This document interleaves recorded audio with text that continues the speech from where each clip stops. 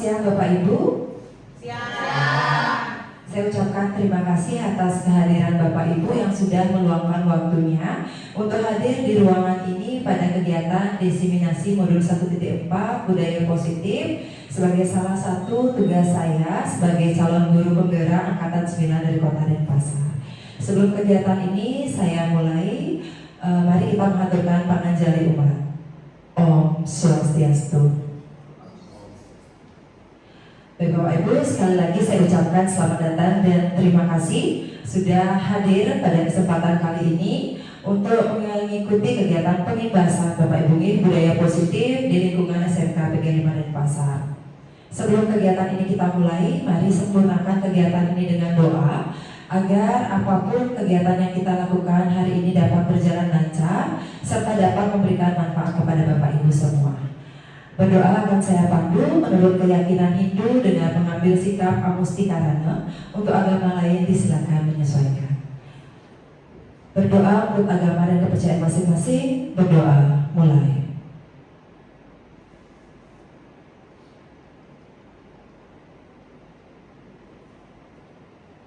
Berdoa selesai. Sekarang akan saya lanjutkan dengan diseminasi modul 1.4 yaitu berkaitan dengan budaya positif Bapak Ibu. Nah, kita sudah masuk sekarang ke pengertian budaya positif. Kalau Bapak melihat di sini, Bapak Ibu melihat di sana ada budaya positif. Apa sih yang terbesit dari benak Bapak Ibu terkait dengan budaya positif? Atau apa sih kira-kira yang ada di benak Bapak Ibu tentang budaya positif itu? Oke, Bu Adi sepertinya sudah siap untuk menjawab. Oke, silakan Bu Adi. Oke, ya, masih Bu Cynthia. Kalau kita berbicara tentang budaya positif, yang muncul di benak saya itu adalah semua hal-hal yang baik yang kita lakukan. Oke, terima kasih Bu Ari atas pandangan atau pendapatnya terkait dengan budaya positif. Betul sekali nih Bapak Ibu nih, kalau kita berbicara tentang budaya positif, namanya saja positif, pasti semua hal-hal yang baik Bapak Ibu nih. Jadi budaya positif di sekolah, kalau kita terapkan di sekolah, itu akan mengacu pada nilai-nilai dan kebiasaan di sekolah yang berpihak pada peserta didik. Berpihak pada peserta didik agar mereka dapat berkembang menjadi pribadi yang kritis, penuh hormat dan bertanggung jawab. Itu budaya positif di sekolah. Nah, selanjutnya kita beranjak pada konsep utama budaya positif. Hal-hal yang saya tampilkan di layar ini adalah hal yang saya ingin ibaskan hari ini kepada Bapak Ibu. Yang pertama itu berkaitan dengan perubahan paradigma belajar. Yang kedua itu berkaitan dengan disiplin positif. Yang ketiga itu nilai-nilai kebajikan. Yang keempat kebutuhan dasar manusia. Yang kelima, motivasi perilaku manusia. Yang keenam, restitusi atau posisi kontrol. Yang ketujuh, keyakinan kelas. Dan yang terakhir adalah segitiga restitusi. Kita akan mulai dari yang pertama Bapak Ibu, perubahan paradigma belajar. Jadi, perubahan paradigma belajar ini seperti ini Bapak Ibu, perubahan pandangan atau proses belajar. Kalau dulu kita perhatikan, pembelajaran itu kan masih berpusat pada guru. Nah, kalau sekarang kurikulum sudah berganti, kita menggunakan kurikulum merdeka, kita usahakan menggunakan pembelajaran yang berpusat pada siswa. Kalau dulu Bapak Ibu memberikan materi, memberikan masalah, nanti yang menyelesaikan Bapak Ibu sendiri. Seperti itu kan? Nah, kalau sekarang kita berikan murid itu untuk menemukan masalahnya. Berikan dia cara sendiri untuk menyelesaikan masalahnya. Itu sekarang. Jadi pembelajaran berpusat pada siswa. Dia akan melakukan pembelajaran sesuai dengan potensinya mereka. Dia akan menemukan sendiri cara belajarnya. Kalau dulu kan kita yang masih menuntut dengan metodenya kita seperti apa, itu berpusat pada guru. Kalau sekarang perubahan paradigma belajarnya sudah berpusat pada siswa. Pembelajaran yang berpusat pada siswa ini nanti akan sejalan Bapak Ibu dengan filosofi pendidikan Ki Hajar Dewantara, di mana filosofi pendidikan Ki Hajar Dewantara itu menyebutkan semua anak lahir dengan bakatnya masing-masing. Bapak Ibu percaya dengan hal tersebut? Percaya. Jadi di setiap anak, setiap kelas itu anak yang ada di kelas itu memiliki bakat yang berbeda-beda, potensi yang berbeda-beda. Ada anak yang pintar dalam pelajaran bahasa Inggris, belum tentu dia akan pintar dalam pelajaran bahasa Indonesia. Begitu juga sebaliknya Bapak Ibu, karena anak itu lahir dengan bakatnya masing-masing. Yang kedua, setiap anak itu memiliki budi pekerti. Yang ketiga, nah ini yang ketiga yang paling penting Bapak Ibu ya. Tugas kita sebagai guru itu adalah menuntun, bukan menuntut. Jadi selama ini kan kita sering nuntut nilai nih, keberhasilan murid dalam nilai, ataupun kita misalnya mengikuti siswa pada ajang lomba, kita tuntut dia untuk memperoleh juara. Hal yang seperti itu sebenarnya salah Bapak Ibu. Kita hanya bertugas sebagai penuntun. Kita menuntun mereka, bukan menuntut mereka atas semua proses yang mereka lakukan. Nah, yang nomor 4, guru ibarat petani, murid ibarat biji jagung. Nah, hal ini yang pertama kali saya dapatkan di sini Bapak Ibu dalam pelatihan guru penggerak. Di sini saya diberikan filosofi pendidikan Ki Hajar Dewantara. Guru itu ibarat petani. Kita itu diibaratkan seorang petani Bapak Ibu. Kenapa kita diibaratkan seorang petani? Karena tugas kita adalah menanam. Ya, tugas petani itu kan menanam bibit, kemudian dia menjaga bibit itu agar tumbuh dengan baik. Seperti itu. Nah, ketika kita menanam biji jagung, jangan pernah kita mengharapkan yang nanti kita panen itu adalah padi. Seperti itu Bapak Ibu. Jadi kita sebagai seorang guru, kita harus bisa menuntun anak itu sesuai dengan kodratnya. Tidak bisa kita rubah kodrat anak Bapak Ibu. Ya, bakat anak, potensi anak itu tidak bisa kita rubah. Tapi yang kita bisa lakukan adalah menuntun ke arah yang lebih baik. Nah, dari filosofi pendidikan Ki Hajar Dewantara inilah nanti akan memunculkan pendidikan yang berpihak pada murid seperti yang saya sampaikan tadi. Nah, pembelajaran dengan paradigma baru itu akan menghasilkan sebuah rancangan pembelajaran berdiferensiasi. Sebelumnya Bapak Ibu pernah dengar nggak pembelajaran berdiferensiasi? Pernah ya, pada kurikulum mereka sekarang kan erat itu kaitannya dengan pembelajaran berdiferensiasi. Jadi pembelajaran berdiferensiasi itu memberikan keleluasaan kepada peserta didik. Dia menemukan sendiri cara belajarnya dia. Itu pembelajaran berdiferensiasi namanya Bapak Ibu. Ini erat kaitannya dengan pembelajaran yang berpihak pada murid. Nah, nanti hasilnya adalah untuk mewujudkan profil pelajar Pancasila. Perubahan paradigma belajar yang tadi kita sudah saksikan atau kita sudah lihat bersama-sama, itu nanti akan dapat membangun budaya positif. Benar atau tidak Bapak Ibu? Kalau Bapak Ibu sudah menciptakan pembelajaran berpihak pada siswa, siswa itu kan menjadi senang belajar. Akan timbul dia budaya positif. Jadi sekolah dapat menyediakan lingkungan yang positif, aman, nyaman, agar siswa mampu berpikir, bertindak, dan mencipta dengan merdeka. Setuju Bapak Ibu? Kalau siswa itu sudah senang dalam belajar, dia akan berani mengemukakan pendapat. Tapi ketika anak tidak nyaman dalam pembelajaran Bapak Ibu, apakah dia berani mengutarakan pendapat? Tidak, saya rasa tidak Bapak Ibu. Jadi sesuatu yang diperlukan oleh siswa itu adalah rasa nyaman yang pertama Bapak Ibu. Ini berkaitan dengan perubahan paradigma belajar yang saya sampaikan tadi. Nah Bapak Ibu, sekarang sebelum saya lanjutkan ke materi selanjutnya, di sini saya ada kegiatan sedikit Bapak Ibu, yaitu kegiatan cobalah buka.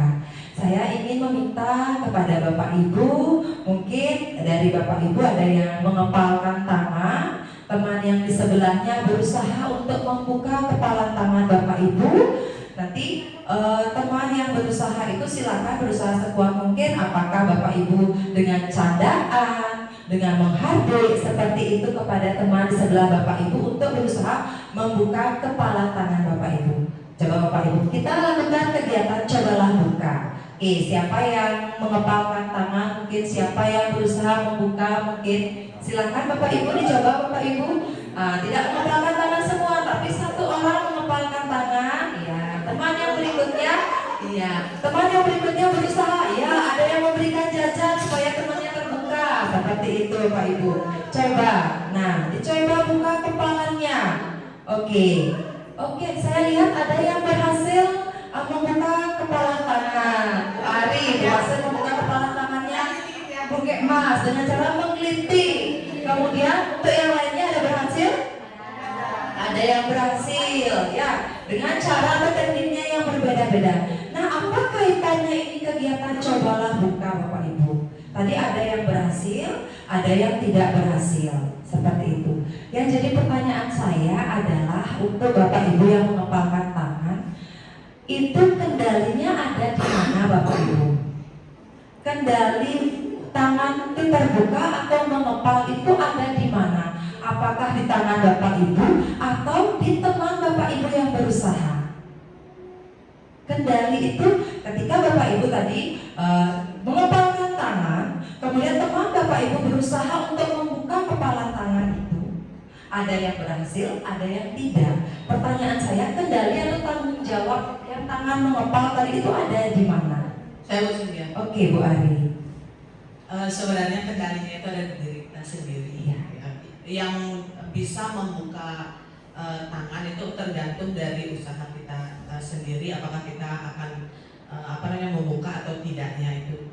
Kalau tadi kan saya menggelitik teman saya karena dia tidak kuat digelitik, jadinya dia terbuka. Tadi Bu Indi ada juga pada saat kenapa dia buka tangan karena dia disogok pakai hati. Sebenarnya kalau misalnya kuat imannya dia tidak akan membuka. Iya, bagus sekali ya tanggapan dari Bu Ari. Memang seperti itu Bapak Ibu.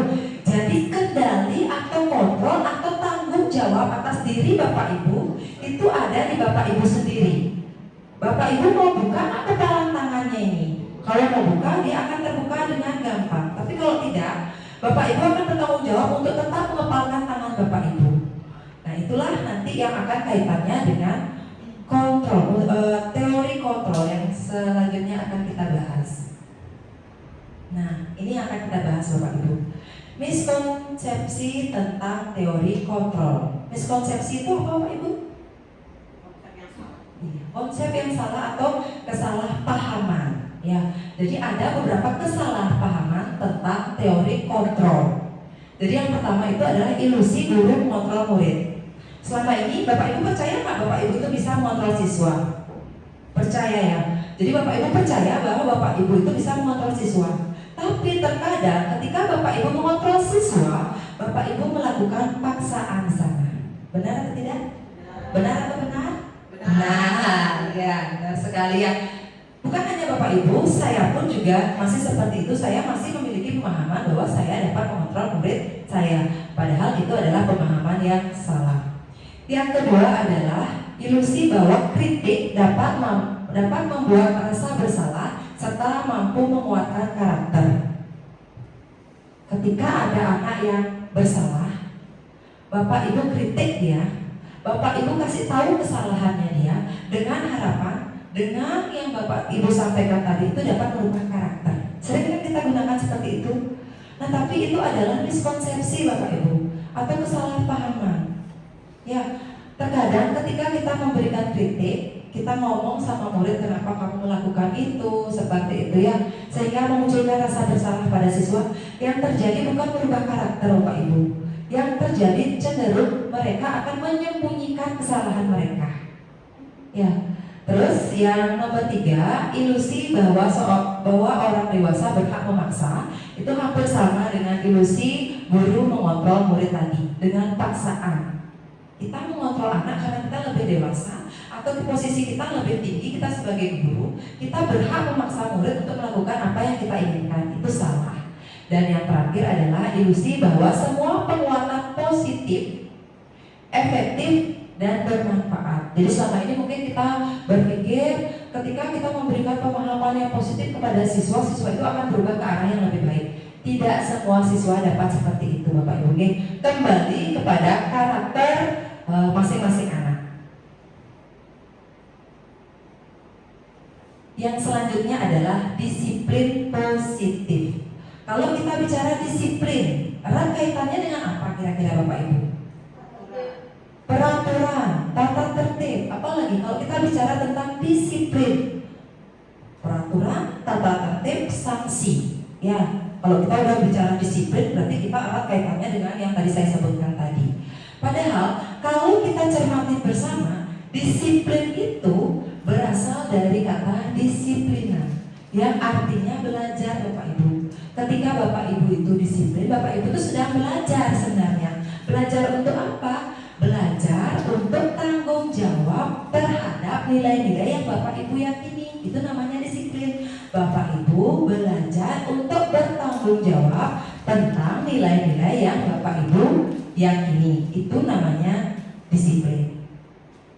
Selanjutnya, dari disiplin ini akan muncul disiplin positif. Apakah sama? Ya, hampir sama. Disiplin positif itu merupakan salah satu cara penerapan disiplin yang bertujuan untuk menumbuhkan kesadaran, memberdayakan peserta didik tanpa imbalan, ancaman, atau hukuman. Kalau kita lihat sekarang, anak-anak kita, disiplin itu, sudahkah disiplin positif? Disiplin positif itu artinya begini Bapak Ibu, ketika anak itu melakukan tindakan karena kesadarannya dia, bukan karena nanti kalau saya melakukan ini saya akan mendapat reward, atau saya melakukan ini supaya saya tidak dihukum sama guru BK. Itu namanya disiplin positif. Ketika dia sudah menumbuhkan nilai-nilai itu dalam dirinya dia, tidak tergantung pada rewardnya dia yang akan dia dapatkan atau ancaman dan hukuman. Ya. Dan yang terakhir adalah sebagai pendidik, tujuan kita adalah menciptakan peserta didik yang memiliki disiplin diri sehingga mereka berperilaku mengacu kepada nilai-nilai kebajikan universal. Nanti setelah ini akan saya jelaskan nilai-nilai kebajikannya Pak Ibu ya. Dan memiliki motivasi intrinsik dalam perubahan perilaku ke arah yang lebih baik.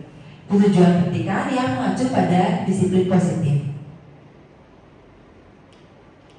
Jadi kesimpulannya apa tentang disiplin? Jadi disiplin itu adalah kemampuan memerintah diri sendiri. Bapak Ibu kalau disiplin itu berarti Bapak Ibu sudah mampu memerintah diri Bapak Ibu sendiri untuk mengontrol dan menguasai diri, untuk memilih tindakan yang mengacu pada nilai-nilai yang kita hargai dengan penuh tanggung jawab tanpa perintah orang lain.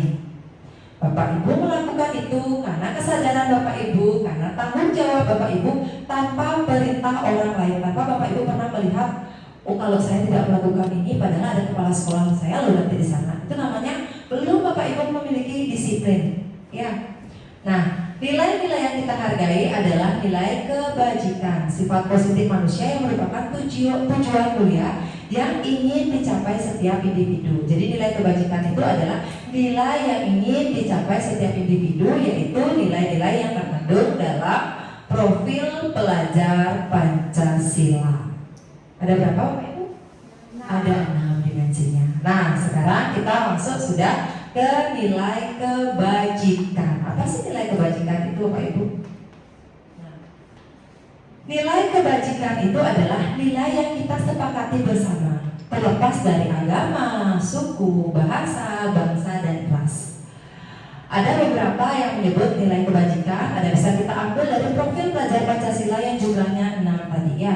Nilai kebajikannya beriman dan bertakwa kepada Tuhan Yang Maha Esa, kemudian berkebinekaan global, gotong royong, mandiri, kreatif, dan bernalar kritis. Kemudian pada PHP yang bisa kita ambil adalah toleransi, rasa hormat, integritas, mandiri, menghargai, antusias, empati, keingintahuan, kreativitas, kerjasama, percaya diri, dan komitmen.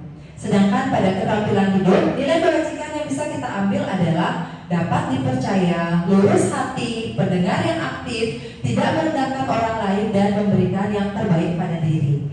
Kira-kira Bapak Ibu nilai kebajikan ini sudah ada semuanya dalam diri Bapak Ibu? Kita sebagai manusia berusaha Bapak Ibu ya, berusaha semaksimal mungkin agar mewujudkan nilai-nilai kebajikan ini ada dalam diri kita sendiri. Nah, saya akan lanjutkan dengan kebutuhan dasar manusia. Setiap manusia yang hidup pasti memerlukan kebutuhan. Betul Bapak Ibu? Betul ya. Jadi kalau namanya manusia, dia pasti memiliki kebutuhan. Bagaimana cara memenuhi kebutuhannya? Bisa dia lakukan dengan cara yang positif, bisa juga dia lakukan dengan cara yang negatif dalam memenuhi kebutuhan dasar manusia tersebut. Bapak Ibu tahu kira-kira ada berapa sih kebutuhan dasar manusia itu, Pak Ibu? Ada 3, ada 5, ada berapa Pak Ibu? Sekarang kita lihat berapa sih kebutuhan dasar manusia? Kebutuhan dasar manusia itu ada 5 Bapak Ibu ya. Yang pertama adalah bertahan hidup. Bapak Ibu butuh nggak bertahan hidup? Apa yang Bapak lakukan untuk bertahan hidup? Bapak Ibu perlu makan, Bapak Ibu perlu minum, perlu tempat tinggal untuk berteduh, dan perlu juga yang paling penting adalah kesehatan. Itu kebutuhan dasar kita untuk bertahan hidup. Yang kita perlukan adalah tadi makanan, pakaian, tempat tinggal, keamanan, dan kesehatan. Yang kedua adalah kasih sayang dan rasa diterima. Bapak Ibu perlu nggak itu? Perlu nggak rasa kasih sayang dan rasa ingin diterima? Perlu. Bagaimana Bapak Ibu mewujudkannya itu? Nah, kalau misalnya kita lihat murid Bapak Ibu, ketika murid itu lagi bermasalah, senang misalnya berbuat onar di dalam kelas, ketika kita melakukan pendekatan kepada murid itu, barulah kita tahu, oh ternyata anak ini broken di dalam rumahnya. Jadi anak tersebut mencari perhatian atau kasih sayang itu di sekolah. Seperti itu Bapak Ibu ya. Jadi anak-anak yang sering buat onar, ketika kita dekati, oh ternyata anak ini adalah yang dibutuhkan adalah kasih sayang, karena dia tidak mendapatkan rasa kasih sayang itu di rumah. Sama seperti Bapak Ibu.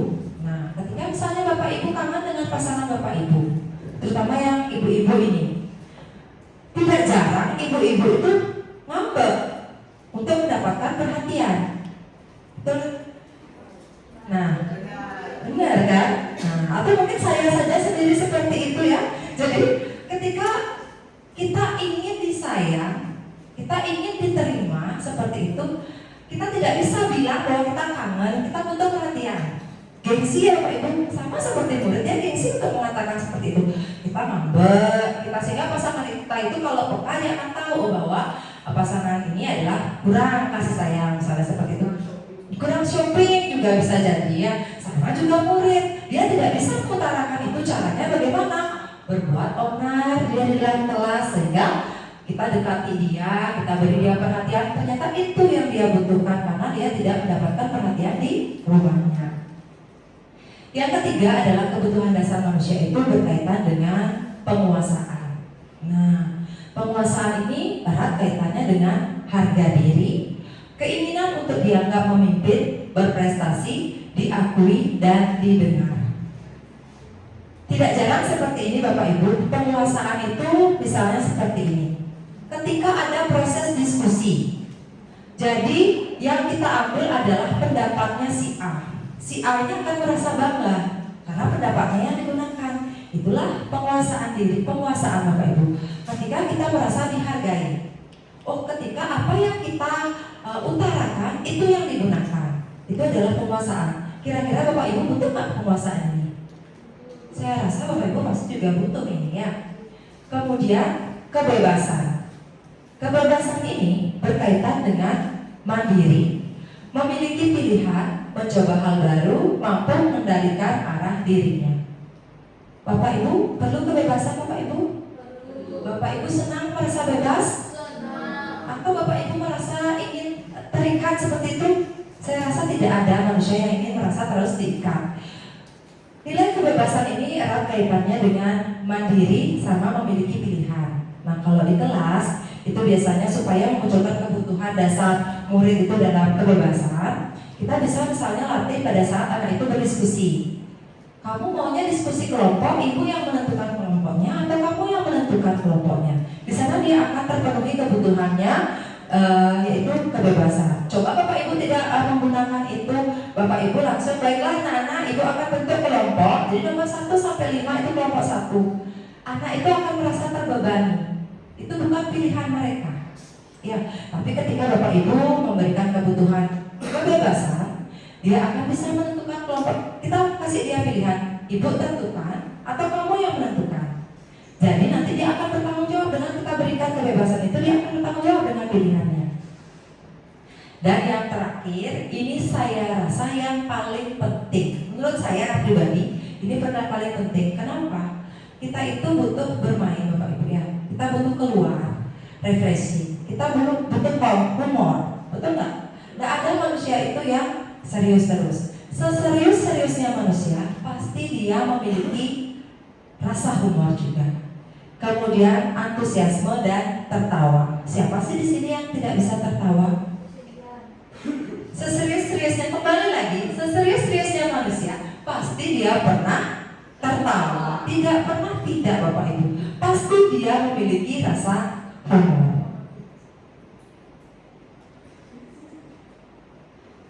Nah, kita lanjut sekarang kepada motivasi perilaku manusia.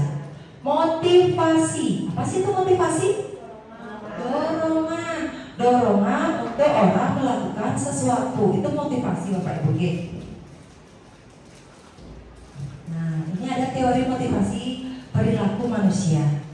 Jadi, dorongan orang untuk melakukan sesuatu itu bisa berasal dari dirinya sendiri atau bisa berasal dari luar dirinya sendiri. Kalau dari luar dirinya sendiri, itu namanya motivasi eksternal. Kalau dalam dirinya sendiri, itu namanya motivasi internal.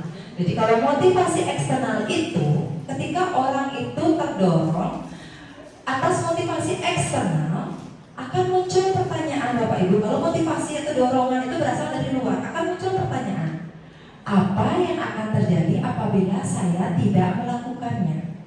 Itu eksternal, Bapak Ibu. Kalau saya tidak mengikuti itu, apa sih yang akan terjadi? Apa saya akan mendapat hukuman atau sanksi? Itu eksternal. Kalau Bapak Ibu melakukan sesuatu, tapi Bapak Ibu masih berpikir bahwa kalau saya nggak melakukan itu, apa sih yang akan terjadi? Bapak Ibu berarti masih berpikir, oh nanti ada hukumannya, nanti akan ada sanksinya. Berarti Bapak Ibu melakukan itu bukan berdasarkan diri Bapak Ibu sendiri. Motivasi eksternal yang kedua adalah imbalan, terkait dengan imbalan. Jadi, apa yang akan saya dapatkan apabila saya melakukannya? Itu yang motivasi eksternal yang kedua. Apa yang akan saya dapatkan apabila saya melakukannya? Ketika Bapak Ibu disuruh melakukan sesuatu, tapi Bapak Ibu berpikir, kalau saya mau, apa yang saya dapat? Nah, seperti itu berarti Bapak Ibu belum punya motivasi internal. Bapak Ibu masih berpikir itu adalah masih ke arah motivasi eksternal. Misal Bapak Ibu, ketika Bapak Ibu diharuskan untuk ikut workshop, Kalau saya nggak ikut workshop itu, nah itu kebetulan workshopnya kemarin Bapak Ibu, masih ingat workshop kemarin yang disuruh sama Bu Tati? Masih ya, masih. Kalau saya nggak ikut workshop itu, apa yang akan terjadi? Apakah saya akan dipanggil ke kepala sekolah atau ke kurikulum? Nah itu motivasi eksternal. Kemudian, saya mau ikut workshop itu. Jadi nanti apa yang akan saya dapatkan kalau saya ikut workshop itu? Saya dapat sertifikat ini misalnya seperti itu.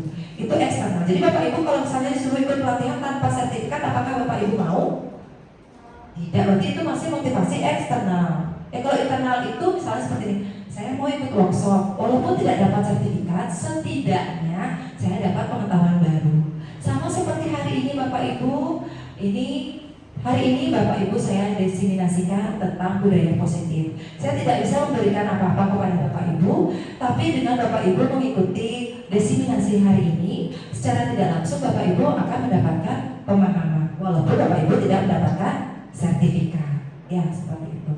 Nah, apabila motivasi itu datang dari diri sendiri, dia akan muncul pertanyaan, saya akan menjadi orang yang seperti apa bila saya melakukannya?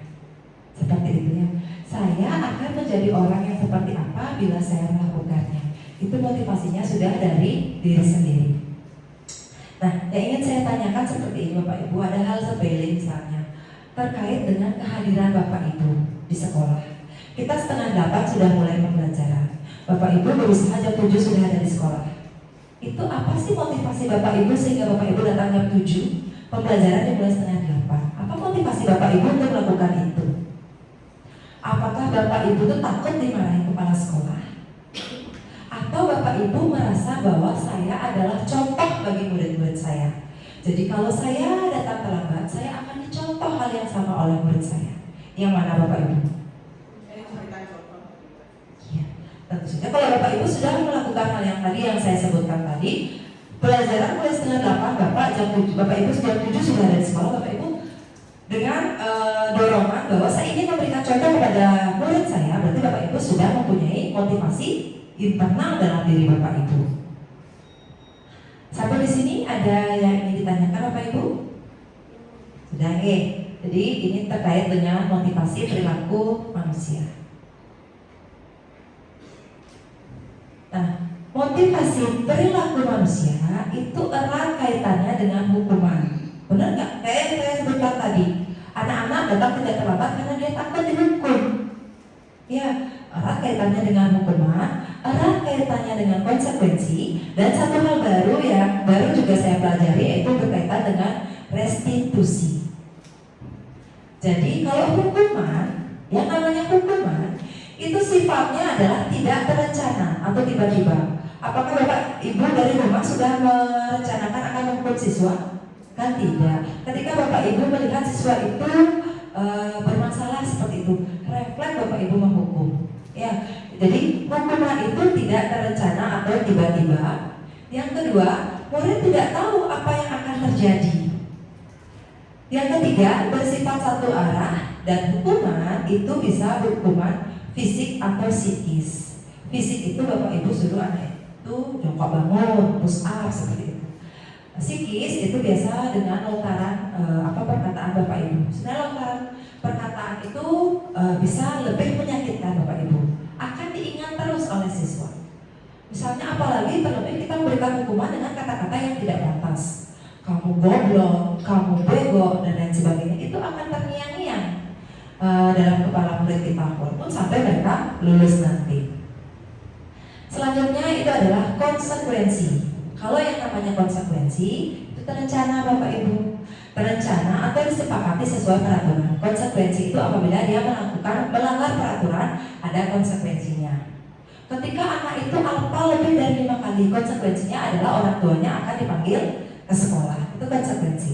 Kemudian, tapi dengan konsekuensi itu murid juga dibuat tidak nyaman. Dan yang terakhir, sikap guru itu selalu memonitor. Kalau konsekuensi itu guru itu harus mengawasi terus, ada nggak yang melanggar peraturan seperti itu. Nah, yang terakhir ini hal baru, restitusi. Bapak Ibu pernah mendengar sebelumnya restitusi, Bapak Ibu? Belum. Jadi restitusi itu adalah proses menciptakan kondisi bagi murid untuk memperbaiki kesalahan. Kita kasih kesempatan murid untuk memperbaiki kesalahan, menemukan kesalahan dan memperbaiki kesalahan. Kemudian dalam restitusi ini kita berkolaborasi Bapak Ibu dengan murid untuk mengajarkan murid mencari solusi sendiri terkait dengan permasalahan yang mereka hadapi. Tadi kan sudah Bapak Ibu tadi sudah saya jelaskan tentang hukuman dan konsekuensi. Nah sekarang di sini ada tabel Bapak Ibu, ada 5 tabel Bapak Ibu. Sekarang saya ingin Bapak Ibu kira-kira kalimat yang pertama ini masuknya hukuman atau konsekuensi. Kita cermati bersama-sama Bapak Ibu. Yang pertama, lari mengelilingi lapangan basket 2 kali karena terlambat hadir ke sekolah. Kira-kira itu hukuman atau konsekuensi? Hukuman. Yang kedua adalah membersihkan coretan yang dibuatnya di meja tulis. Ketika dia mencoret di meja tulis, kemudian kita suruh anak itu membersihkan coretan itu termasuk hukuman atau konsekuensi? Konsekuensi atas tindakan yang dia lakukan. Kemudian murid diminta untuk push up 15 kali karena tidak menggunakan masker. Hukuman atau konsekuensi? Hukuman. Hukuman apa ini Bapak Ibu? Fisik atau psikis? Fisik. Sudah menuju ke fisik ini. Nah selanjutnya menggantikan kertas tugas teman yang telah dicoret-coret. Konsekuensi. Dan yang terakhir, berjemur di lapangan basket pukul 12 siang karena ngobrol dengan teman. Konsekuensi atau hukuman? hukuman. Ya bagus sekali Bapak Ibu ya. Jadi Bapak Ibu sekarang sudah terbuka ya pemahamannya, mana yang namanya konsekuensi, mana yang namanya hukuman. Jadi hukuman itu berbeda dengan konsekuensi. Nah ini jawabannya Bapak Ibu, bisa kita cek jawabannya. Sudah benar jawaban Bapak Ibu tadi? Sudah. Oke, terima kasih Bapak Ibu. Yang selanjutnya itu adalah posisi kontrol guru. Inilah yang harus kita pelajari Bapak Ibu. Sebagai guru, kita harus menempatkan posisi kontrol kita seperti apa.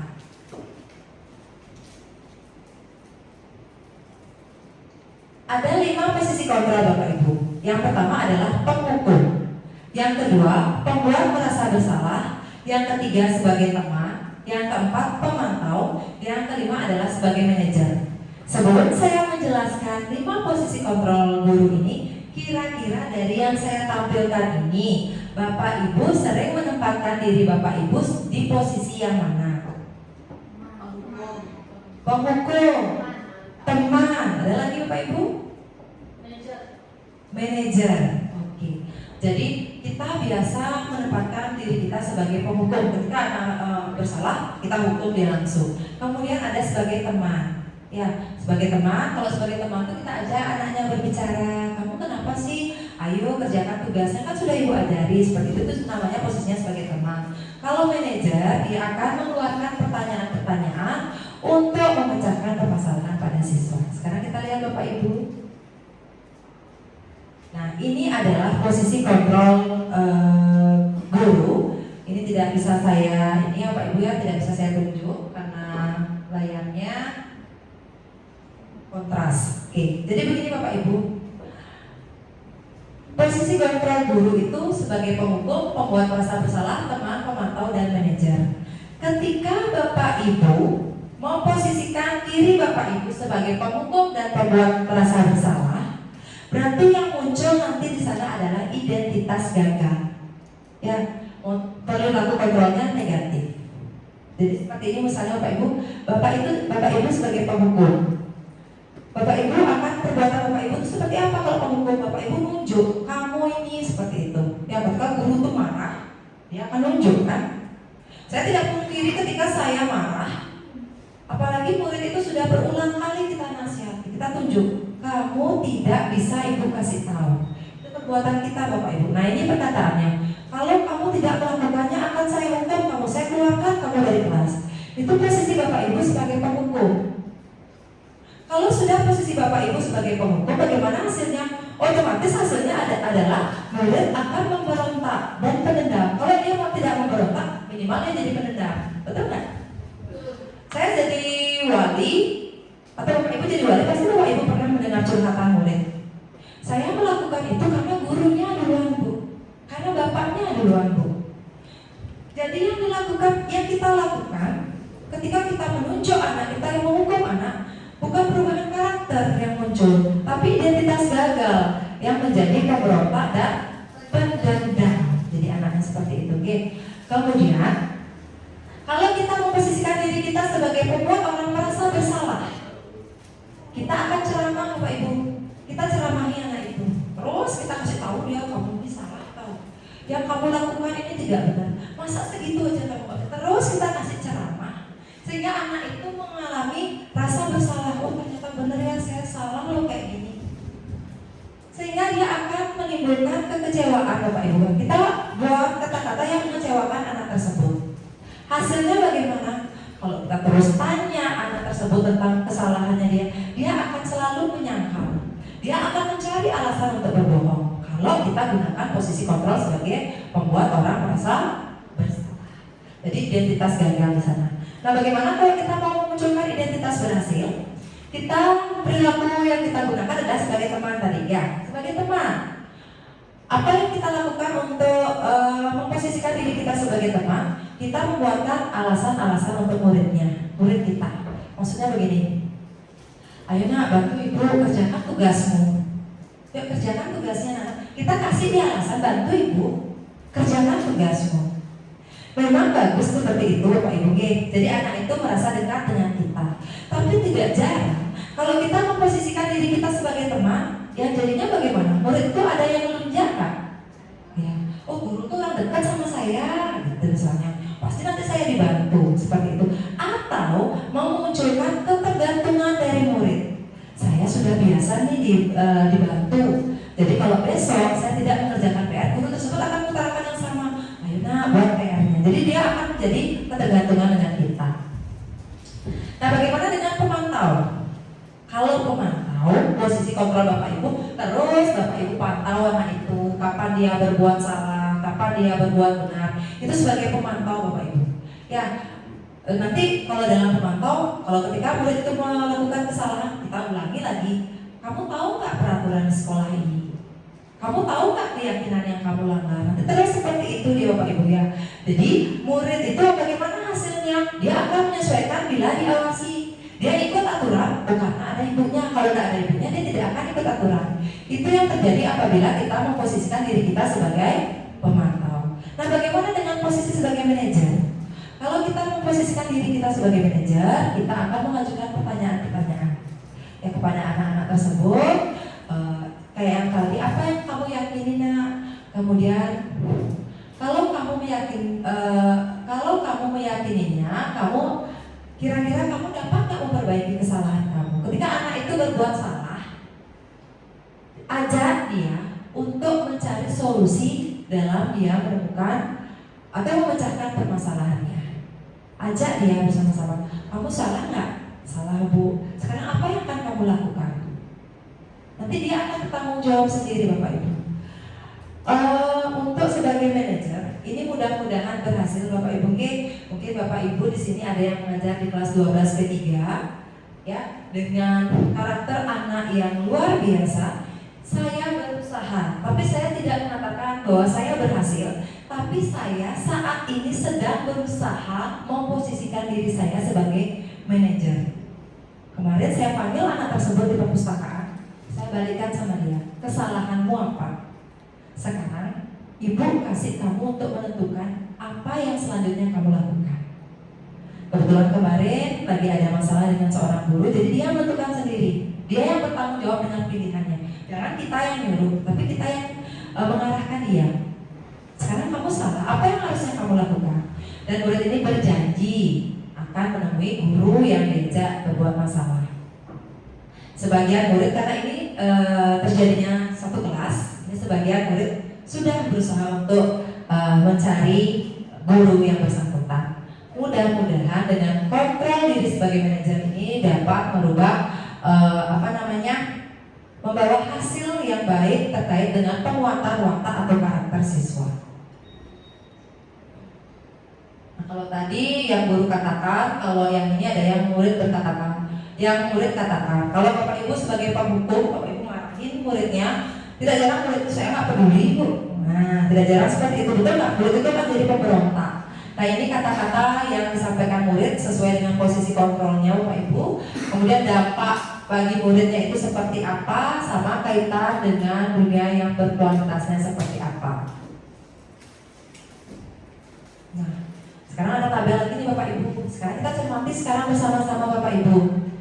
Di sini ada pernyataan-pernyataan. Ada pernyataan-pernyataan sama siapa yang mengatakan, atau posisi kontrol yang bagaimana yang mengatakan ini. Apakah sebagai manajer, penghukum, pembuat rasa bersalah, atau teman. Yang pertama Bapak Ibu, saya kecewa sekali sama kamu. Nah, kira-kira posisi kontrol mana yang kita gunakan kalau kita mengeluarkan kata-kata itu? Iya, saya kecewa sekali sama kamu. Ibu kecewa sekali sama kamu. Sudah dikasih tahu berulang-ulang masih saja seperti itu.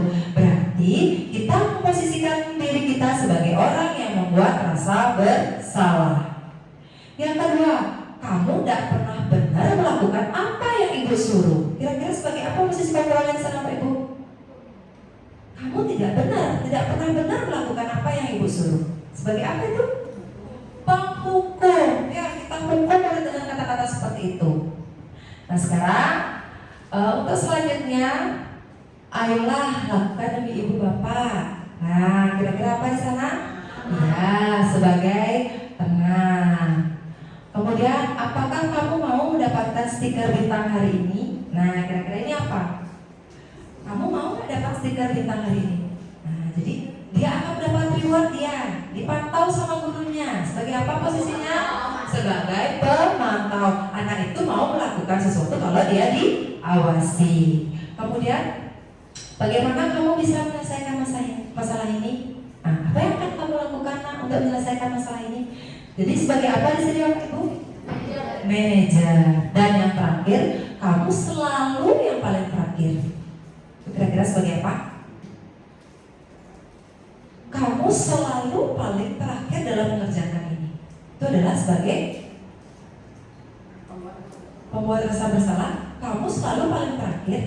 Itu adalah posisi kontrol kita itu sebagai penghukum.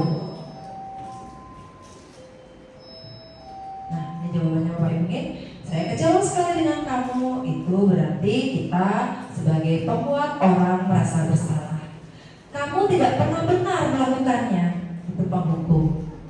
Ayolah lakukan demi ibu bapak. Itu sebagai teman posisi kontrol kita. Apakah kamu mau mendapatkan stiker bintang hari ini? Nah, karena ada guru, dia mau melakukan itu sebagai pemantau. Bagaimana kamu bisa menyelesaikan masalah ini? Itu sebagai manajer. Dan yang terakhir, kamu selalu yang paling terakhir. Berarti memposisikan diri kita sebagai penghukum. Nah, Bapak Ibu, sambil ada pengumuman yang lewat, silakan Bapak Ibu untuk menikmati kudapan yang sudah saya sajikan. Mungkin sambil Bapak Ibu berpikir, kira-kira ada pertanyaan atau Bapak Ibu yang ingin memberikan tanggapan mungkin terkait apa yang sudah saya sampaikan tadi. Oke, sambil kita tunggu ada pengumuman sebentar.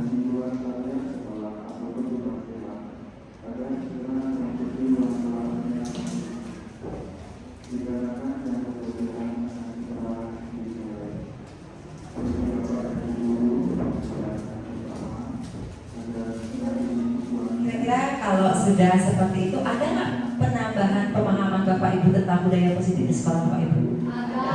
Kira-kira setelah ini mau jadi penghukum lagi Bapak Ibu? Mudah-mudahan bisa kita imbaskan kepada siswa sehingga kita mendapat atau bisa menciptakan karakter peserta didik yang lebih bagus. Oke, pengumumannya sudah selesai. Sekarang kita akan lanjutkan ke keyakinan kelas Bapak Ibu. Nah, ini keyakinan kelas ini hal yang baru saya dapatkan juga Bapak Ibu ya. Nah, sebelumnya Bapak Ibu tahu peraturan kan? Nah, tahu. Nah, sekarang kita berbicara tentang keyakinan kelas. Keyakinan kelas ini hampir sama dengan peraturan kelas. Keyakinan kelas hampir sama dengan peraturan kelas. Kalau sudah sama, kenapa harus buat keyakinan kelas lagi? Kalau sudah ada peraturan, kenapa kita buat keyakinan kelas lagi?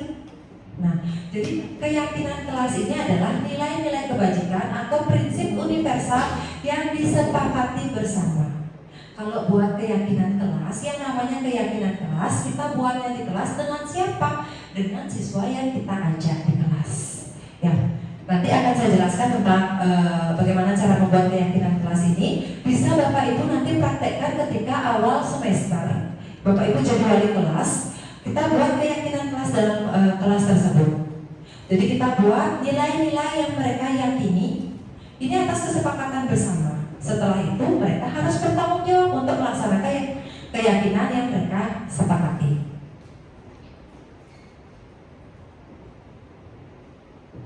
Nah, bagaimana cara membentuk keyakinan kelas tersebut Bapak Ibu?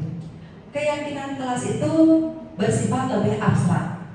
Ya, jadi dia luas Bapak Ibu. Tidak tentang satu hal saja, tapi banyak hal. Kemudian keyakinan kelas itu berupa pernyataan universal.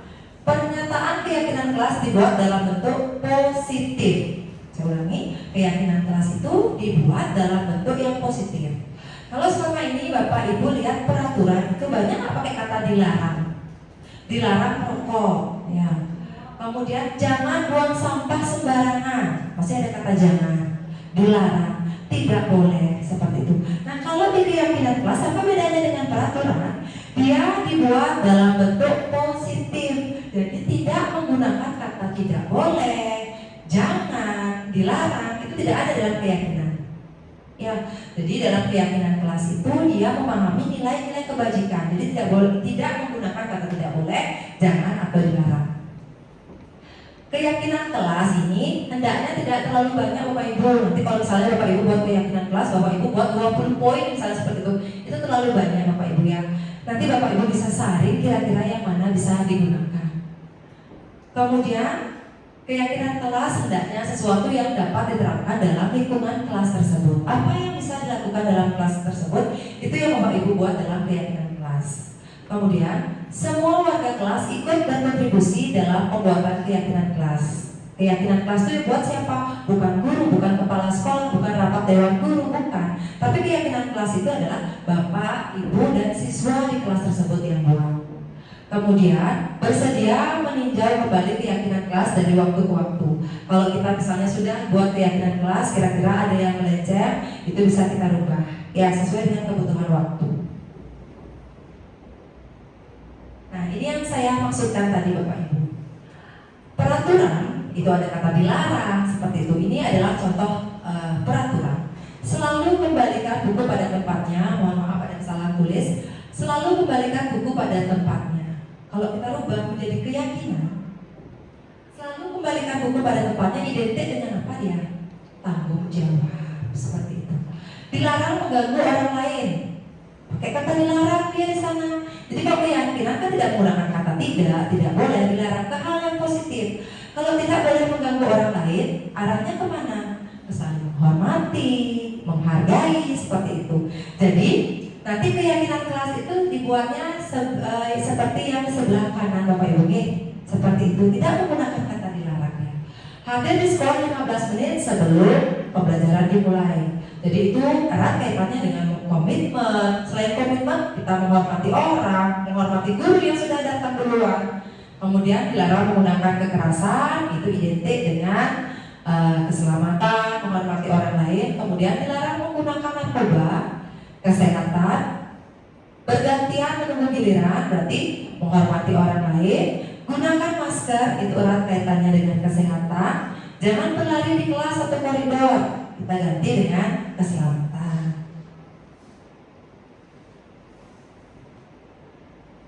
Nah, ini Bapak Ibu dokumentasi kegiatan sosialisasi keyakinan kelas yang saya buat di kelas 11 TB7. Jadi prosesnya dari mana Bapak Ibu? Prosesnya adalah yang pertama kita jelaskan dulu apa itu keyakinan kelas. Jangan ujuk-ujuk suruh dia buat keyakinan kelas, dia nggak akan paham. Ya, kita kasih tahu dia. Nah, kita akan buat keyakinan kelas hari ini. Apa bedanya keyakinan dengan peraturan supaya dia tahu. Terus apa yang mereka harus tulis, mereka juga supaya tahu. Setelah mereka tahu, baru kita bagikan sticky note Bapak Ibu. Nanti keyakinan kelas yang mereka buat itu dalam sticky note yang kita bagikan. Setelah itu, siswa akan nulis keyakinan kelasnya seperti yang tadi ya, entah bertanggung jawab, dia buat jujur, mandiri, dia akan buat. Setelah jadi, dia akan menempelkannya di kertas plano. Dia akan tempel berapa jumlah muridnya, 37, berarti kita mendapatkan 37 keyakinan. Ya, setelah dapat 37 itu, kita seleksi dulu Bapak Ibu. Siapa tahu dari 37 itu ada kata-kata yang sama. Misalnya jujur, 5 anak buat jujur.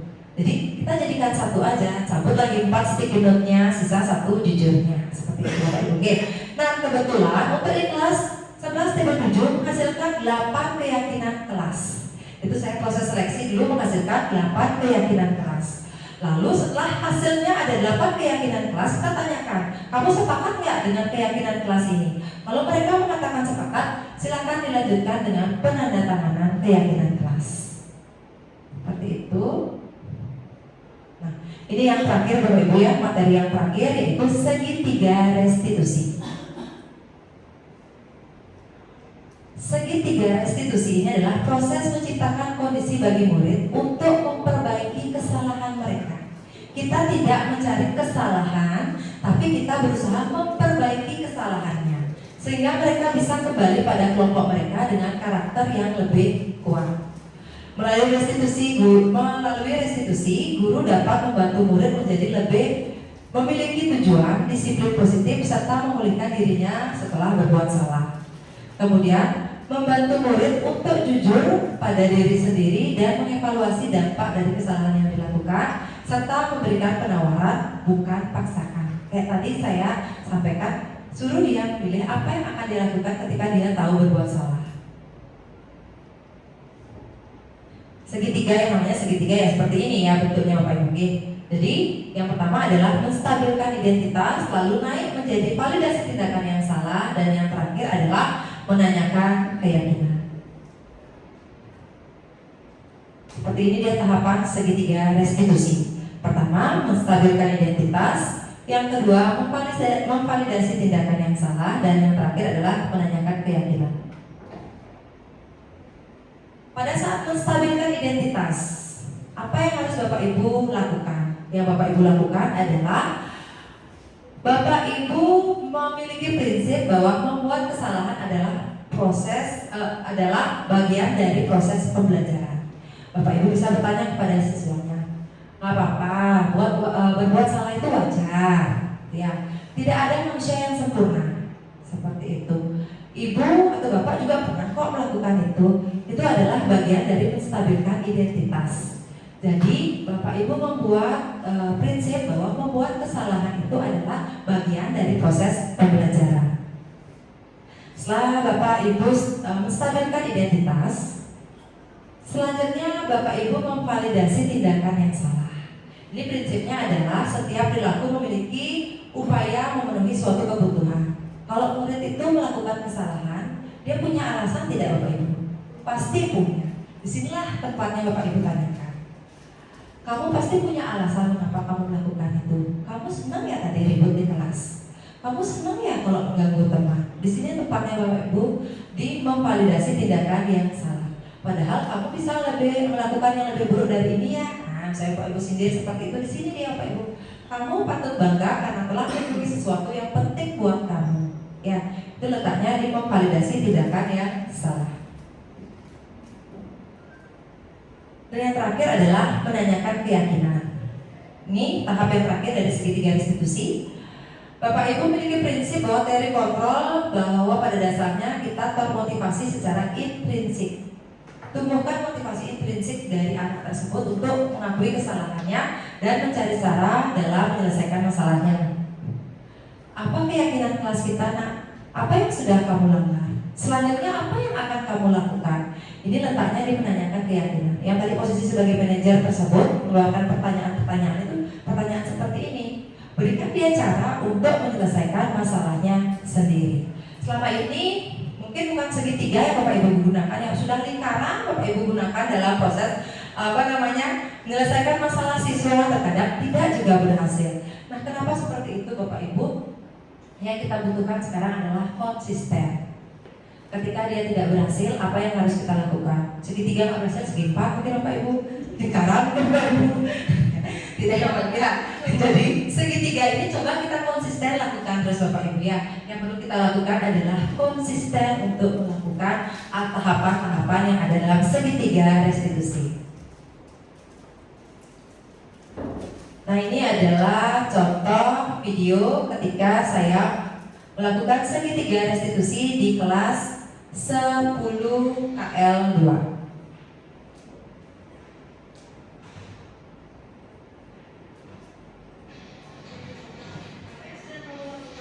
Ini demonstrasi saja Bapak Ibu ya. Jadi bukan hanya untuk memenuhi tugas saya.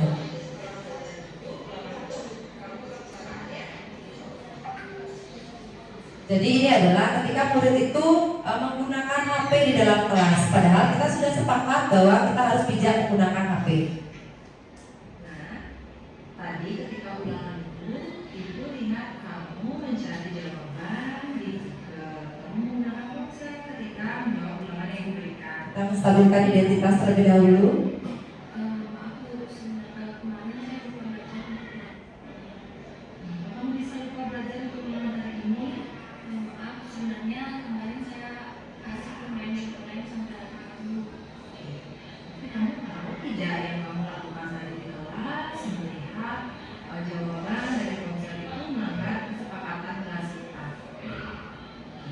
Jadi begini nak ya, ibu tidak mencari kesalahan kamu, tapi di sini ibu berupaya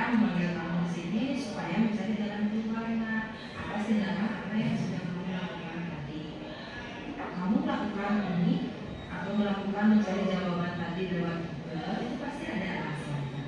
Ya, pasti seru ya di bermain game online kemarin malam, sehingga kamu tidak bisa menjawab soal yang diberikan kalau kamu menggunakan HP kamu. Jadi begini Nak, Ibu bisa lihat kamu merasa senang tadi ketika kamu berhasil menjawab ulangan Ibu dengan melihat Google, mencari jawabannya di Google dengan menggunakan ponsel kamu. Tapi tahukah kamu bahwa yang kamu lakukan tadi itu dapat merugikan diri kamu sendiri? Nilai ulangan kamu mungkin saja besar, tapi itu kamu peroleh dengan cara yang tidak jujur. Selain merugikan kamu, perbuatan yang kamu lakukan tadi akan menjadi contoh bagi teman-temanmu tadi. Ya, sehingga teman-teman bisa saja melakukan hal yang sama. Jadi yang kamu kerjakan tadi itu adalah perbuatan yang salah. Tidak boleh kamu ulangi lagi.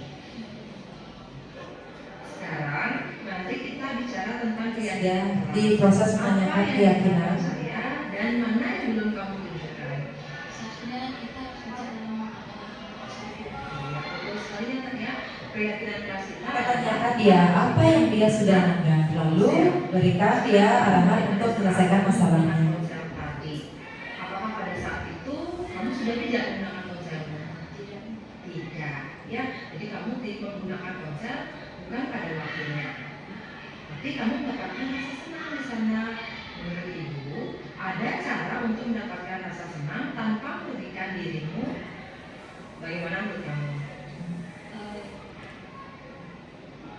Kamu sepakat dengan pendapat Ibu? Ya.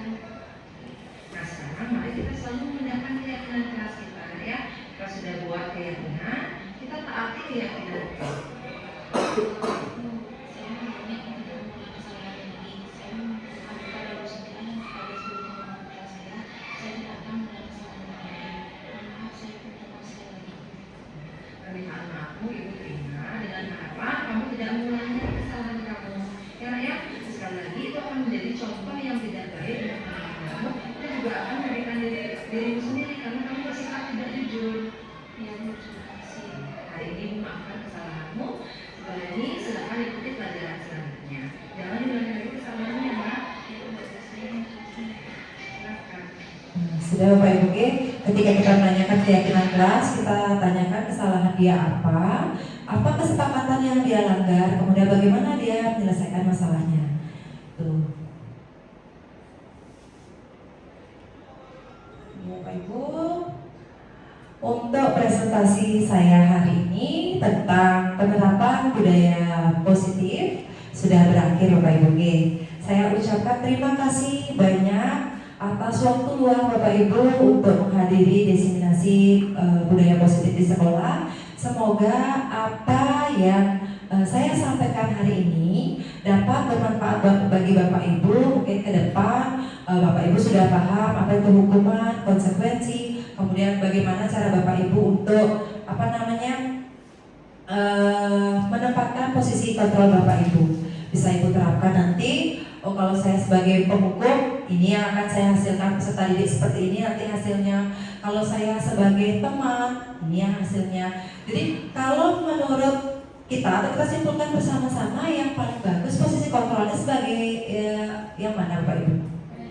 Iya, sebagai manajer ya Bapak Ibu ya.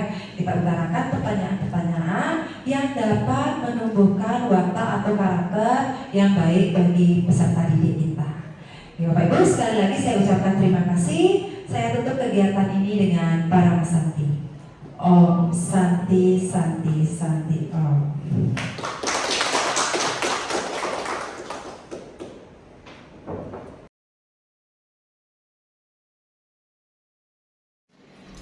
Om Swastiastu.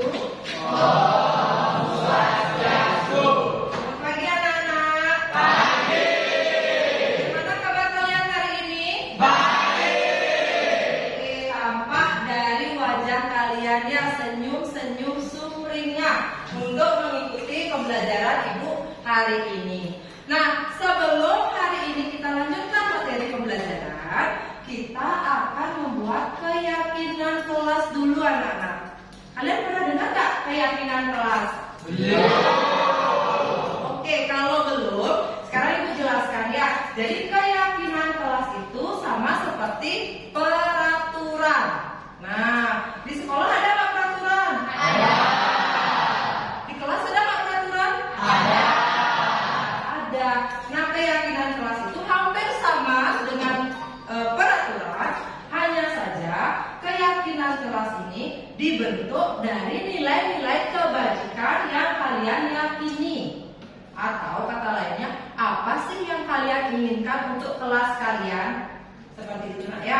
Jadi, kenapa keyakinan? Kenapa tidak peraturan saja Bu Guru? Padahal sudah ada peraturan. Kenapa kita buat keyakinan kelas? Karena dengan keyakinan, anak-anak akan meyakini nilai-nilai yang kalian sepakati bersama, lalu kalian bertanggung jawab untuk melaksanakan keyakinan yang sudah kalian sepakati. Seperti itu ya. Jadi contohnya seperti ini nak. Kamu memimpikan kelas ini seperti apa sih? Kamu memimpikan sekolah ini, kelas ini seperti apa? Saya ingin teman-teman saya tidak mencontek Bu ketika pada saat ulangan. Ya, tidak mencontek. Itu satu nilai kebajikan. Nah, tapi pada keyakinan kata tidak itu kamu hilangkan. Kira-kira kalau tidak boleh mencontek itu kaitannya dengan apa nak? Jujur. Jadi yang kamu tulis nanti adalah jujur. Seperti itu. Kemudian saya tidak suka ketika ada teman yang saling membuli. Nah, saling mengejek. Itu kan sering terjadi nak. Jadi kamu buat sekarang sebuah keyakinan. Kira-kira apa nak? Berkaitan dengan tidak boleh membuli. Apa kira-kira? Good. Apa kira-kira? Saling menghormati. Kamu buat di sana saling menghormati. Jadi saling menghormati itu bisa kamu antara dengan teman atau kamu dengan guru yang mengajar, seperti itu. Satu lagi misalnya kita ambil contoh, saya ingin kelas saya terlihat rapi atau bersih. Jadi tidak boleh membuang sampah sembarangan. Ya kan? Itu Ibu masih ada kata tidak boleh. Kira-kira apa yang kita pakai nak? Disiplin. Bisa kita pakai kata disiplin nak? Disiplin, bagus nak ya. Ada satu nilai kebajikan yang kamu utarakan, disiplin. Disiplin ini berkaitan dengan tidak boleh datang terlambat. Tidak boleh datang terlambat. Kita ganti menjadi tepat waktu atau disiplin. Kalau tadi berkaitan dengan kebersihan kelas, apa? Jangan membuang sampah sembarangan. Tertib. Jagalah kebersihan kelas. Bisa ya nak ya? Nah, jadi kamu buat satu buah keyakinan kamu untuk kelas ini apa? Dari kata-kata yang tadi atau kamu punya mimpi tentang kelas ini seperti apa? Itu boleh. Yang penting tidak menggunakan kata tidak boleh, jangan atau dilarang. Paham ya? Buat satu buah nilai positif tentang kelasnya kamu. Kita sepakati bersama. Nanti Ibu akan bagikan sticky note. Kamu buat. Nanti setelah itu kita akan tempel nak. Nah, ini sudah siapkan. Kamu tempel nanti keyakinan kelasmu di sini. Ya. Untuk selanjutnya ada pertanyaan? Sudah paham dengan yang Ibu sampaikan tentang keyakinan kelas? Berarti kamu meyakini nilai-nilai yang kamu buat, kamu sepakati bersama untuk dilakukan. Paham ya nak ya? Paham. Oke, sekarang Ibu akan bagikan sticky note-nya. Bagikan sticky note-nya nak ya. Nanti kamu bisa tulis tentang keyakinan kelas kamu di sticky note ini. Dibagikan sama temennya ya nak ya, satu-satu ya. Sudah dapat ya sticky note-nya satu-satu? Sudah. Kalian mulai menulis apa sih nilai kebajikan atau keyakinan kalian untuk kelas ini yang nanti kalian sepakati bersama. Silakan ditulis dalam sticky note ini.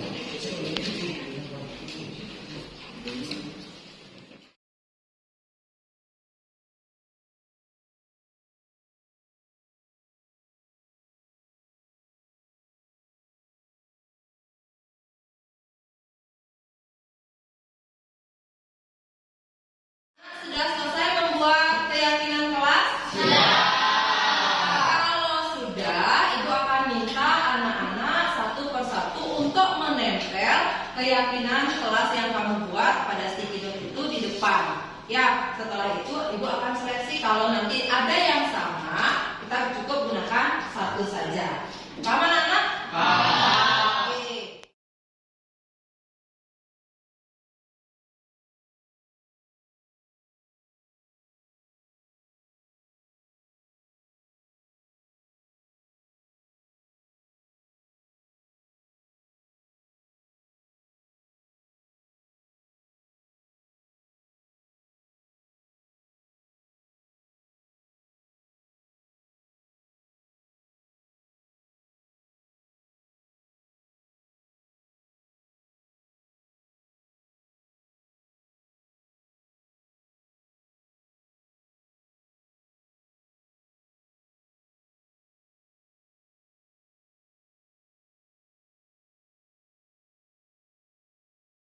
Oke, sekarang Ibu bacakan dulu nak ya apa yang sudah kalian yakini bersama. Nilai-nilai apa saja yang sudah kalian yakini bersama. Di sini anak-anaknya sangat kreatif ya. Ada love-love-nya, di sini ada gambar-gambarnya, di sini Ibu acungi jempol, ada gambar senyumnya di sini ya. Sekarang Ibu bacakan sekarang apa yang sudah kalian yakini. Yang pertama adalah disiplin, mandiri, jujur, disiplin, jujur, saling tolong-menolong, rukun dan tertib, damai dan tentram, tertib, jagalah kebersihan kelas, disiplin, taat kepada aturan, disiplin, saling menghargai, menyenangkan, disiplin, silakan hidup bebas tapi taati peraturan, saling menghormati, saling menghargai antar sesama teman, jujur, saling menghormati sesama makhluk hidup, disiplin, saling menghormati, jagalah kebersihan, kelas yang kompak dan aktif di berbagai kegiatan, dan rukun dalam menjalani hubungan pertemanan. Terima kasih. Sekarang Ibu seleksi dulu ya, yang mana yang sama akan Ibu jadikan satu.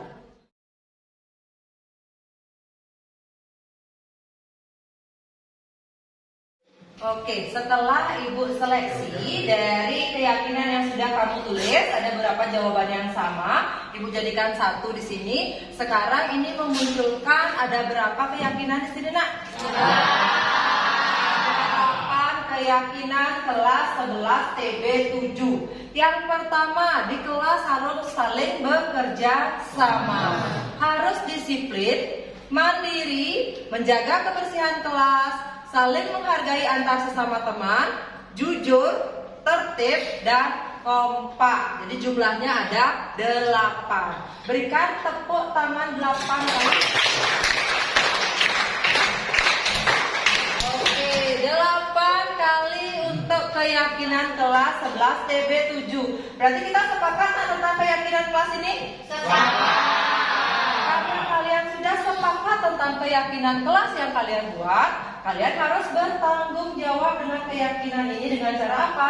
Dengan cara melaksanakan apa yang sudah kalian tempel di sini. Ya, kalau berbicara tentang disiplin, jadi ketika Ibu ngajar, kalian sudah ada di tempat duduk kalian, tidak ada yang terlambat. Menjaga kebersihan, itu terutama untuk anak-anak yang ada di kelas, tidak membuang sampah sembarangan, seperti itu nak ya. Piketnya juga jalan, seperti itu. Dan kelas yang kompak, Ibu rasa 11 TB 7 sudah membuktikan bahwa kalian anak-anak yang kompak. Nah, selanjutnya karena kita sepakat dengan keyakinan kelas ini, Ibu akan minta kalian untuk tanda tangan terkait dengan keyakinan kelas yang sudah kita sepakati.